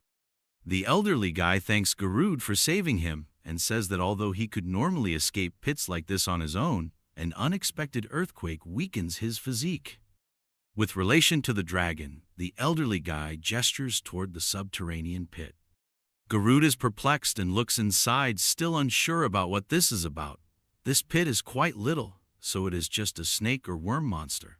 But the elderly man gestures to the several holes in the area. One little organism cannot account for the far too many of them. The elderly man notes how they started to show up in the previous several days and that the earthquake only started to rise since then. Suddenly, Latia scares Norn as she reaches understanding. The youngster already seems to be aware of what is happening. They both come together to admit the scent of the dragon from the ruins. Examining it more, Norn realizes they might not be handling a regular dragon. Wondering whether the dragon is inside, he senses something approaching from below. Being the poor warrior he is, Garud orders the lad to fill the holes with powder. He created a repellent, actually, and he wants the lad to distribute it in every hole save one. The elderly man finds it unbelievable that an adult man is assigning a young child such a disciplined chore. But knowing they're using a distraction strategy, Norn takes the task without concern. The lad launches the bag into the air first, then turns on his dragon language magic. He equally distributes the powder among all the holes using the roar capacity of the sky dragon. While Norn watches the last roll and muses over whether the creature would emerge, the old man is quite impressed by the boy's capacity. Garud knows the creature has emerged from the pit, so the ground trembles. As the monster is ready to materialize, Norn orders the elderly man to sit upright. At last the beast lets itself run wild, its enormous scale rendering everyone mute. Garud finds what he is seeing unacceptable. Actually, hundreds of boa worms were emerging from the hole rather than a very massive dragon. Garud wants nothing of them, but Norn still finds it perplexing. He sensed a presence considerably more powerful than a few worms, definitely. Garud, on the other hand, believes their goal was nothing more than some worms. Suddenly, Garud is astounded by the geyser's force as Norn guides her to defeat the goal. This time, the monster is definitely seen. Norn sights down the earth dragon Nozuchi. Given he is with a small child, the old man shivers with terror simply from its sheer enormity. Although the elderly guy advises requesting reinforcements, Norn is already on the scene with a strong kick, washing the dragon's trash. Using his might, a lone lad totally overcame the massive monster. The old man was not prepared to see such spectacle. Norn sets the beast on the ground with a flaming fire kick. Rising, Garud is pleased at the lad's easy monster-destroying power. This dragon surprises me since it wants to talk to the boy. Norn understands its language and thinks they shouldn't go back very soon. As it happens, an old subterranean dragon having lived for a millennium has been discovered. Norn is eager to depart as Midgard Zormer, a real dragon, is beckoning them from the ground, and her just mention makes Garud shudder. But Garud is a wimp, thus he truly doesn't want to get involved in this. Norn pulls him into the anyway. Now let's discuss Nozuchi, the dragon he recently defeated. It is among Midgard Zormer's assistants. The creature apologies for assaulting them haphazardly based on their earlier conversation. Since something had upset the calm of the underworld, Nozuchi really surfaced to seek aid. But this is something they are not familiar with, a mystery. Garud falls face first into the earth as Norn and Latia land leisurely. The lad looks around and knows this is the supposed dungeon site. Finding one has charmed him. Garud is losing his shit knowing they deal with old ruins. Many adventurers die in perilous dungeons, he reminds the lad. For the lad, who is obviously overwhelmed by the ambience of the dungeon, This is an astonishing disclosure. He questions if he will be sufficient to bear on his own, since he is unsure about his own strength. Said another way, Norn is not concerned since his all-powerful god-level master is here to guard him after all. Garud's visage shows you, meanwhile, that he would murder to get away from this area. Still, they enter, and the discovery seems to be limitless as they are walking within. While his master yells at him for mindlessly roaming without direction, Norn notes how large the dungeon seems to be. Norn says he smells the dragon and that his fragrance gets stronger the closer they go. He advises looking about the deeper dungeon. Norn chooses to be the first to retaliate and once more ignites dragon language magic. He lets the fire dragon breath this time, spreading flames in the deeper dungeon in currents.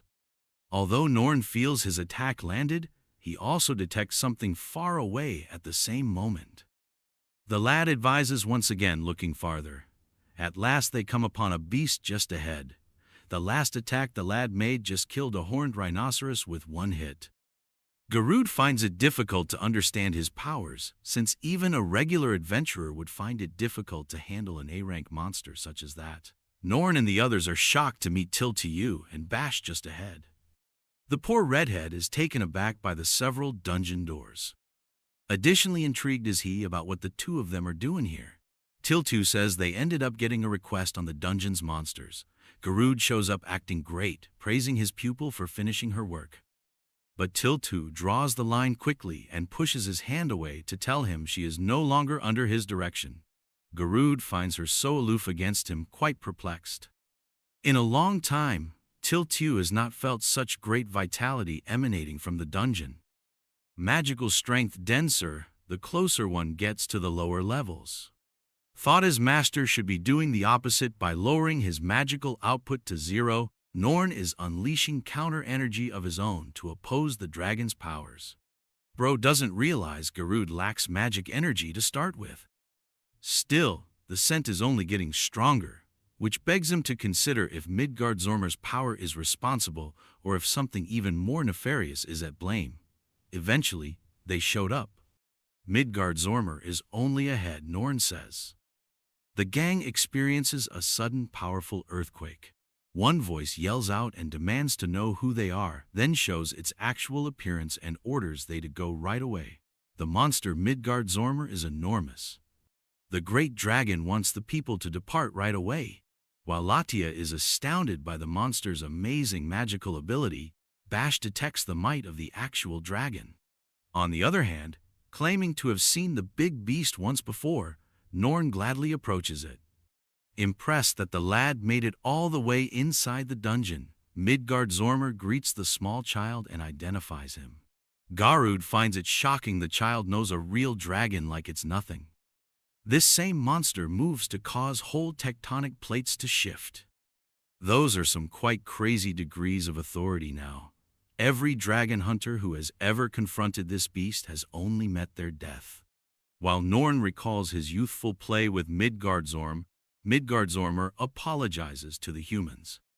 Especially since he got the word from Nozuchi just outside, he is curious what is troubling the actual dragon.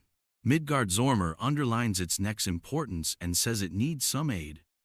Something apparently broke him.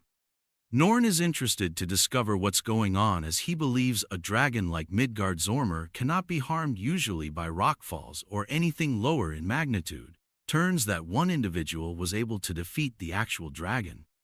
While Garud gestures at the damaged neck of the dragon, Norn is startled by the reference to this enigmatic fellow. Something apparently is gathering the blood of the beast by stabbing its scales. Ever since, Midgardsormr suffers and begs the lad to take it off right now. Norn finds his weapon right away when getting ready. Since it will harm the dragon, he apologizes for whatever is expected to happen. The lad tries to take off the thing, which sets Midgardsormr on terrible howl. The lad is having problems adjusting it and tearing it off with his sword since it is caught well down inside. He questions what kind of person could have caused the beast such extensive harm. At last, Norn takes off the enormous needle, once more bringing the beast excruciating suffering. After the thing is taken out, the lad chooses to share some of his mother's medication to close the open wound of the dragon. As some of the medication is taken, its skin heals, therefore reducing the issue. Midgard Zormr praises the lad and feels debt towards him. Bash fixes his gaze on the spear stuck within the dragon's scales. It seems to be a syringe and has Midgard Zormr's bodily fluid gathered inside. The real dragon tells how his fluid behaves like a potent elixir. Collecting this fluid from his body, the enigmatic man returns to get it. Fortunately, they are not right now causing him any problems. Gurud is left wondering about the identity of the someone bold enough to challenge a real dragon. Bash is equally engrossed in his meditation when the dragon shocks him from behind. Up until we spot the offender standing far away, everything is running perfectly. Dark energy permeates his physique, and his look hardly human. Even Norn is afraid in his presence, and Tilchu feels damage. Knowing this man is dangerous, the lad tells the party to turn around. Let me now present the sad revelation. Strong enough to murder Midgard Zormr with a clean strike was this enigmatic adversary. Its head ripped from its body lies on the ground, much as the young lad's fear. Not knowing what may have made the dragon die so readily, even Norn is completely incredulous. The amazing power roaring from this wicked character is on par with the dark dragon Volg's. Sensing danger, Ladia comes up to guard the lad and activates dragon language magic to change her arm. But the villain barely makes effort as he knocks her flying with a single punch before she can complete the spell. At last the figure speaks, disappointed that it cannot perceive strong dragon magic anymore. Norn probes the man's identity, and it seems Tilchu recognizes just who he is. Not merely a dragon, this man is a monster. Garud cannot treat her seriously, as devils are not even meant to exist outside of stories. Even Bash casts doubt on the validity of her misconceptions. The demon stomps its feet and swashes past Garud and Bash. It is enraged since it arrived anticipating great magical ability. Still, when it arrives, all that is there are a lot of people. Though he wished to kill a strong dragon, he no longer sensed the beast. The monster pauses after screaming its wrath. Then the monster leaps to assault Tilchu with a kick in a fraction of a second. Tilchu is launched flying back from the impact even as she blocks the attack. The demon berates the warrior for thoughtless revealing of her deadly intention. Feeling unsatisfied, the devil notes it is hungry for good. The second person to oppose the demon is Norn. Yet his attack is only haphazardly blocked, like if he were a feather. The lad shocks as he separates from the demon. Turning to Midgard Zormr's flesh, the demon seems to have no interest in the combat at all. Before confronting the fighters, he wants his stomach full. Hence, he chops the dragon's heart out from its body as if it were nothing. Every action Norseman does sets off his emotions. The taste of the corpse makes the demon repulsive, so he says that fluid full of life tastes better. Understanding they are outclassed, Tilchu focuses on Norn, while the demonic villain horrifically says he will eat on their organs to satisfy his appetite. The lad recalls a story from his father at this moment. Many years ago, humans and dragons were mercilessly at war with one another, without regard for future. Bad entities known as the demons started to surface during this period. With their brutalism, they were godlike and tormented dragons, as well as people. To fight the evil menace, the dragons and the people made a covenant, an alliance for the first time in history one day. Together they faced the demons. Following a protracted battle, the coalition of humans and dragons emerged as the winners of war. Driving the demons, they exiled them into a far-off continent permanently. Still, other people were daily practicing to wait for Devil's return. They are battling not another monster, but rather a strong demon itself. This menace is on a whole different level from all the lad has experienced thus far, as even someone as powerful as the dark dragon Volgs dreaded the existence of demons. Being the noisy loudmouth, Gurud asks the demon for an introduction and boldly walks forth. Of course, the devil just turns down his demand. He is not interested in talking. Gurud loses it and tells how he's a famous name, hotshot dragon hunter. Seeing this, Norn realizes that his master is deliberately limiting his magical abilities, so he cannot actually notice the great aura emanating from the demon.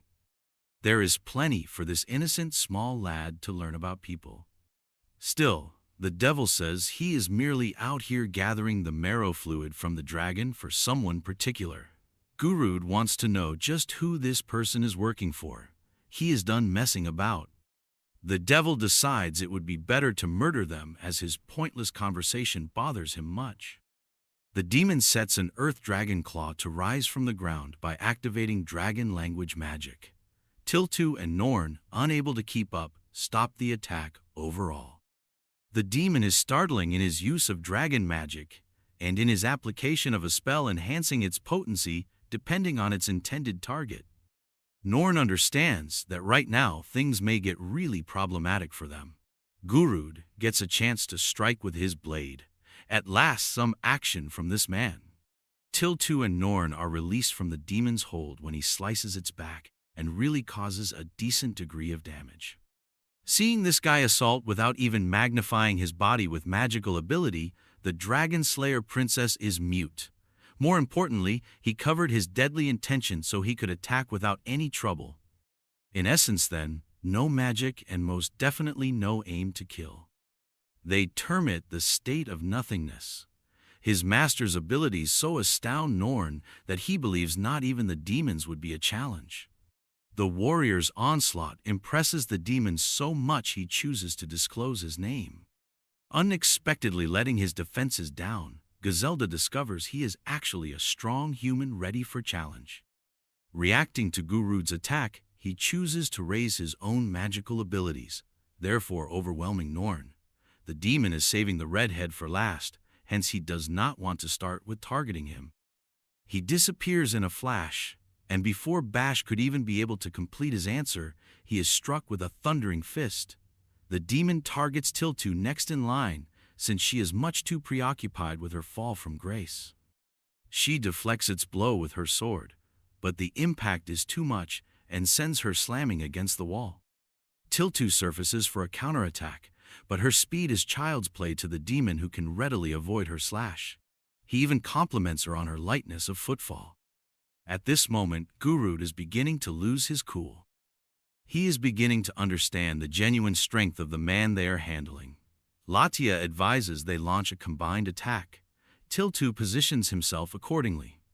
Bash was thrown slamming straight out of the dungeon from the preceding attack, too forceful. One punch from this guy makes him believe he is about to die. Norn catches him quickly, astounds Bash with his flying powers. Norn says he never has seen someone launch such a strong attack before. For their gang, the monster is too strong for handling. Bash is not used to Norn's flight capability, hence he is freezing in the air. The lad advises going back to the basement and drops down to see how Tiltu is doing. The lad isn't concerned after all. His god-level master has arrived to save the day. She will also be difficult to destroy since the Dragon Slayer princess has great force. That's what he believed then. Tiltu is going to face her death under the demon within the dungeon. Her powers wow him, but it doesn't change the reality that she was still defeated. Latia, who can hardly get up, follows the same. The demon throws Tiltu's body to the ground and gets close to his last aim, Gurud. Seen reaching for her weapon in a last crutch is the defeated Dragon Lair princess in attempting. Thinking Tiltu shouldn't be easy to kill, Norn is flying as fast as he can back to the basement. Furthermore, he thinks it's the appropriate moment for him to employ the Excalibur weapon he got from his father.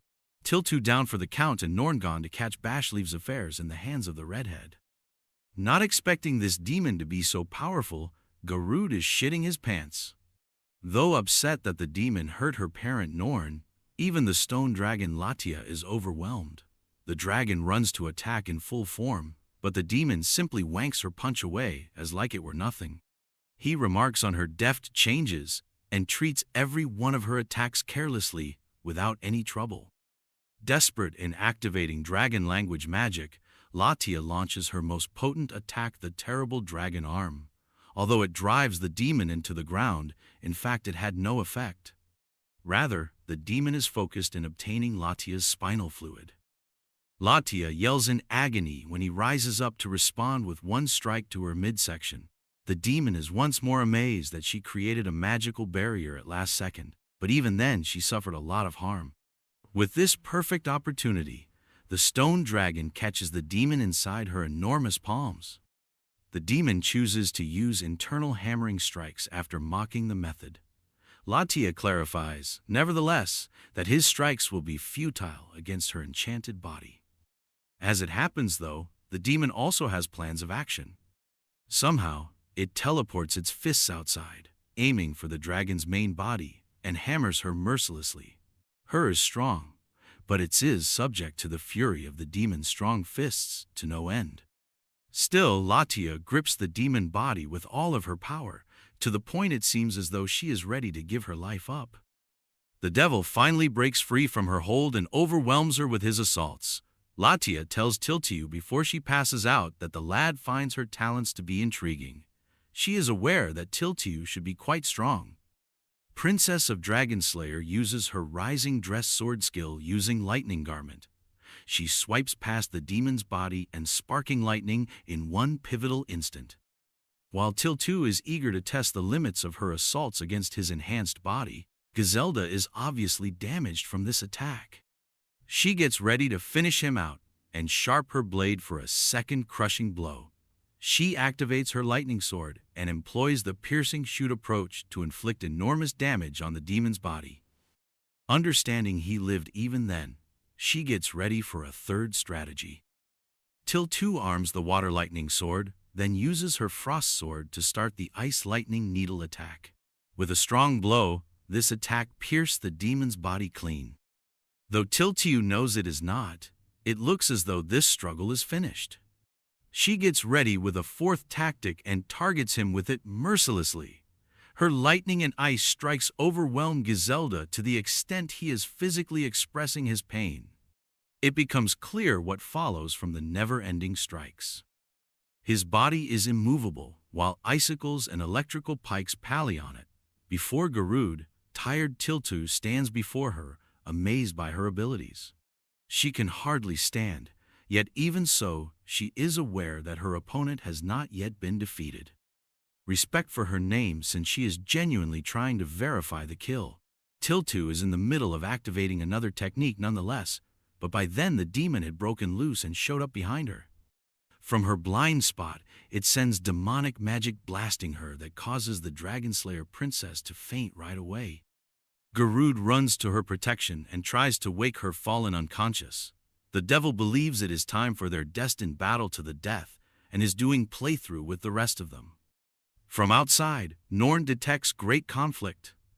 The actual issue is Norn doesn't know the route they used to enter, and there are hundreds of holes. Turning now back to Tiltu, this girl is one strong warrior. She is gathering every last piece of her will to climb back up. The scenario pauses with the opening of a magical circle directly beneath Giselda and Garud. Garud is sweating bullets, believing he would surely die while the demon faces his warrior of interest. In this situation, he believes running away and hiding is his best choice. By standing her ground, Tiltu relieved the poor warrior, as now he wouldn't have to fight the demon on his own. While in fact his only concern is his own safety, he is cheering for his pupil. Her bleeding wounds make it abundantly evident, nevertheless, that Tiltu is hardly able to even walk in her state. The tenacious hero uses her abilities and attempts to use the same approach again from past. Garud is aware, nevertheless, that she is overdoing it. The demon mocks Tiltu for her slowed pace, which differs from what it formerly was. He so declares her unworthy of his attention by gently using his magic to kick her down. The poor redhead finds it unbelievable that this is only play acting. Tiltu gives another facial blow. Without a doubt, for everyone who dares to oppose him, the devil they are battling could as well be the symbol of death. Tiltu gets a strong uppercut and cannot protect with anything more but her body. Garud knows that running and defending his own life is his only choice in this situation, as, when she's down for the count, Giselda would most certainly target him next. His rebellious heart is still in play even if his reason orders him to flee. Though terrified, he grips his blade, this time totally enraged by what he is seeing. The demon is going to complete her last goodbye for permanent death. He has her body stretched from two ends just to ensure she stays still. This monster wishes to split her in half. The demon works his power, separating her body. She gets ready for a last-ditch attempt by arming her weapon and aiming at the demon's face to try to go for the kill. Still, her weapon gets caught even with her sudden attack. Until Giselda's body feels a sudden approaching presence with restrained magic, it seems as though it is all over. The warrior Garud, who he believes has done an amazing job by overcoming his defenses, has struck him once more. Demand Giselda free her, the dragon hunter then starts throwing punches with him. While Garud is out here honing his sword skills, hoping for a strike to land, the demon doesn't even give any thought on responding to any of his attacks. Giselda is underwhelmed as he isn't really getting any outstanding damage, which makes him doubt if his earlier view of the warrior was accurate.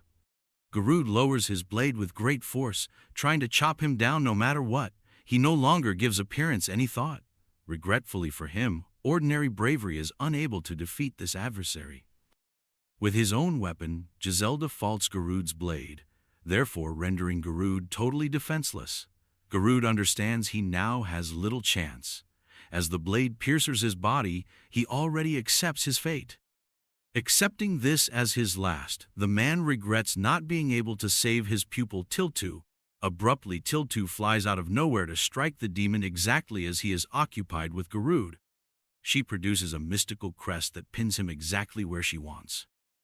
Tiltu discreetly honors Garud as her father since she is appreciative of his vital support to the battle. Six-color water sword technique freezes the demon's body by Dragon Slayer Princess. Garud should stay exactly where he is, she tells him. The technique's consequences then become apparent. From every aspect, many copies of the Tiltu technique slice and cut him down with 100 strokes. She's taken steps to prevent it from happening after she realized this monster has a regenerative magical body. This is shown when Giselda's arm freezes and fragments into 1,000 pieces. More and more of these vicious cuts accompany the merciless last attack of the Dragon Slayer Princess. Tiltu has Giselda totally frozen in a similar way as before by the end of her last slash. She chose to cut his frozen body into 1,000,000 frozen bits instead of leaving things midway. The demon's corpse reduces to ice particles, and it seems he's at last vanquished permanently. Though Tiltu's condition is critical, the battle is over. She falls the next second, just for Garud to catch her.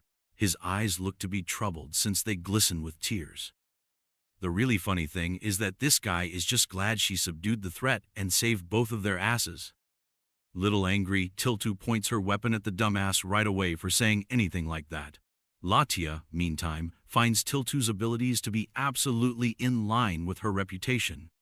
Garud compliments the stone dragon for her effective fighting contribution. They want to know where Norn is now the demon has defeated.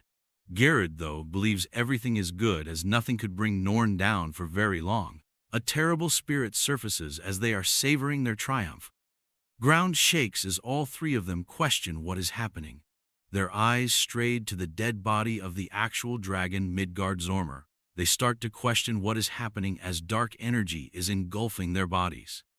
I have some unfortunate news if you guys considered Giselda to be a nuisance.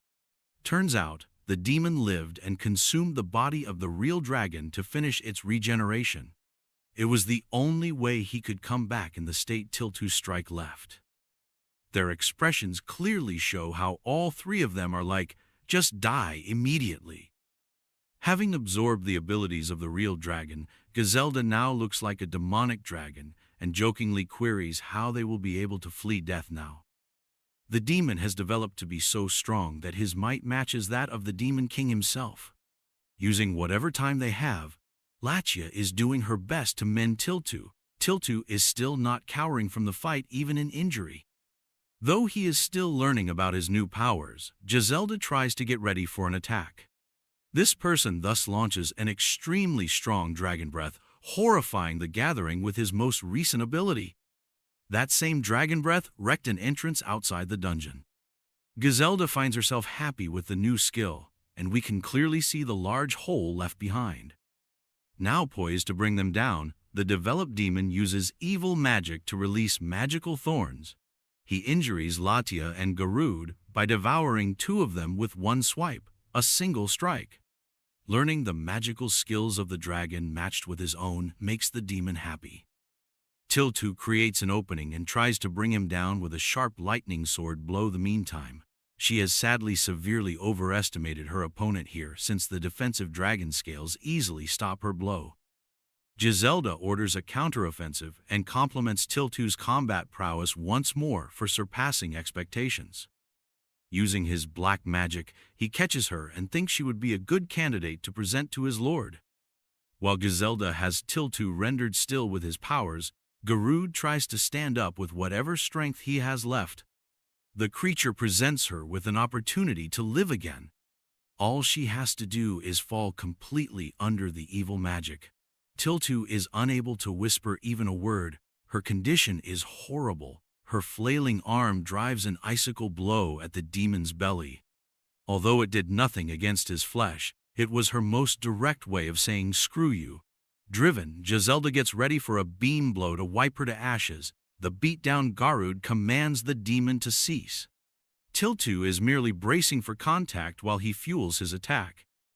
Garud begs him to stop, but the demon charges the beam, and as he is seconds away from firing it, a strike from above chops both his arms off, releasing Tiltu from her hold. Giselda watches the shattered Excalibur drop to earth. He does not understand what happened or who may have struck from the crater he left. His eyes suddenly stray to Norn, who has already seen combat. This child is irritable.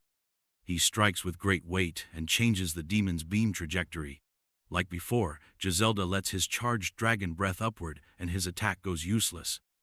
By unleashing a weaker and less forceful beam hit, he aims to surprise Norn. The lad is more than capable, nonetheless, to block his onslaught. Norn overwhelms the evolved demon with the best application of his magical physical talents. Giselda is devouring one attack one after another. With a strong punch, Norn ultimately drives him into the ground and causes mountains of screaming suffering. The lad is enraged at Tiltu's almost fatal state. He gathers Excalibur and orders the demon to get upright. The battle is not finished, and Norn is not forgiving to let his suffering stop right now, not following the folks he offended.